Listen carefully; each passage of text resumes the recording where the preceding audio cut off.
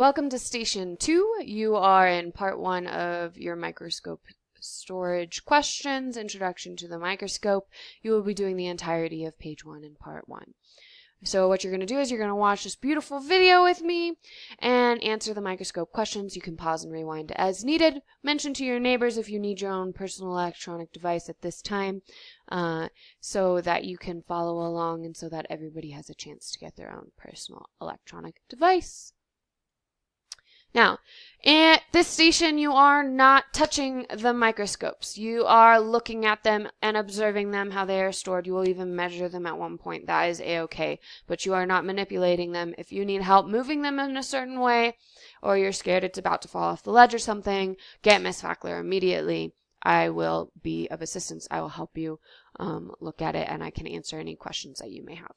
Now, each of these microscopes is $1,000 a piece. They are very expensive pieces of equipment, and they are stored very specifically for that very reason.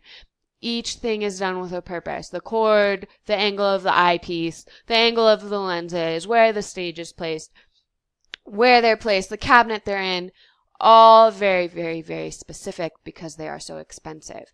Now, many of you are probably wondering, oh, has anybody broken a microscope before at this school? Yes, and they had to pay $1,000 out of pocket. And no, nobody was very happy in that situation. I think the kid cried, the mom cried, and the teacher cried. It was not a good situation. It was not a good day. $1,000 out of pocket is a lot of money. Yes, that is how much these microscopes cost. Yes, we are trusting you with nice pieces of equipment. Okay, that being said, there are a couple things I want you to notice about the storage cabinet. They're put in there a certain way. We'll talk about it in a bit when I take one out for you. Now, notice that they're each numbered, so when they are taken out, they go back in their numbered slot if Miss Fackler asks you to put them away. 1 goes in 1, 2 goes in 2, and so forth. Notice that there's these beautiful bars so that they're spaced, and there's flat level surfaces with lots of pretty space in there for them in a very nice heavy-duty cart. This is to protect the $1,000 pieces of equipment. They must be stored exactly how they look in here if you put them back. Okay, on to question 1. It asks you which way is the microscope facing in the storage cabinet or when it is on a desk. The arm will always be facing the ledge. It will always be facing the edge of the desk or whatever surface the microscope is on. This is because the arm is the strongest part of the microscope. If the microscope does fall over, the arm will protect, hopefully, the lenses, eyepieces, and the rest of it. So we want it to fall on the strongest part of the microscope, not the weakest and most expensive parts if it does fall.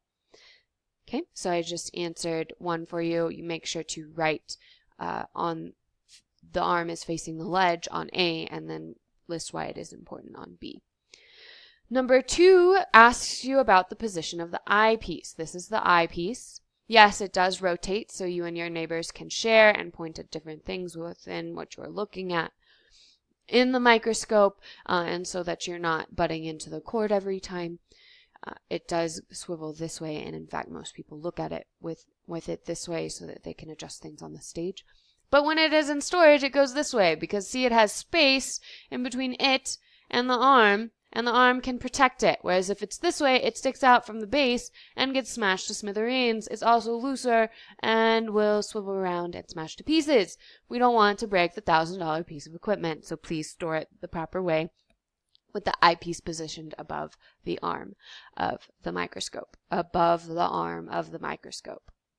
Okay, next thing you're going to notice is the position of the stage. This is what the rulers are for. If you don't believe me, you can measure it for yourself. This is where I can manipulate the stage for you. I can adjust it for you to measure. You will leave it clicked in with the lowest objective in, and you will notice that when the stage is all the way down, there's 2.5 centimeters between the lowest objective and the stage. When the stage is all the way raised, there's 1 centimeter between the lowest objective and the stage. If you were to try this, which you are not allowed to with the other 2 objectives, the stage smashes into them. Yes, smashes into them. You can measure if you would like to see, because that is a smart way of testing what Miss Fackler is saying for truth. If you measure the 1 centimeter distance and then you measure the length of this, you will see that these longer objectives get smashed to smithereens by the stage if it is any higher. So we put it in storage at the lowest setting, and we put it at the lowest objective so that the stage has no chance of touching and smashing the very expensive objectives to pieces. Okay, safety first. To protect the lenses. All right, number 4. You are going to notice how the cord is wrapped. This picture that I'm showing you right now does not have the cord wrapped properly.